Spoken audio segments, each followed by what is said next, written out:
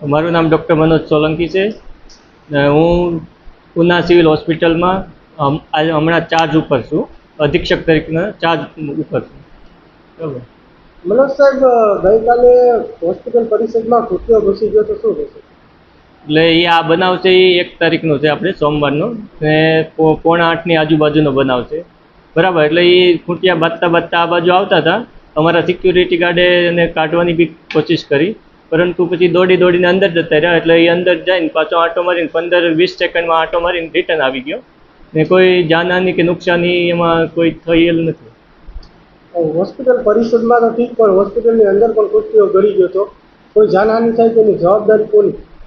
જાનહાની થાય એટલે જવાબદારી તો અધિક્ષક શ્રીની જ આવે છે ને એમાં પણ આવી બહુ ખૂંટિયા છે તો એને ટેકલ કરવા બહુ અઘરા છે જ્યારે બાંધે છે ત્યારે.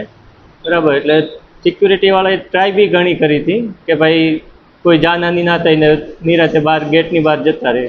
હવે પછીના પગલાં શું લેશો આવી રીતના કોઈ ઘટના બને? હવે પછી કોઈ આપણે પરિસરમાં કોઈ જાનવર, કૂતરા બિલાડા કે ગાય ભેંસ કે ખૂંટિયા આવે નહીં, એના માટે સિક્યુરિટી ગાર્ડને બોલાવીને એને માહિતી આપી દીધેલ છે ને ધ્યાન બી રાખવાનું કીધેલ છે.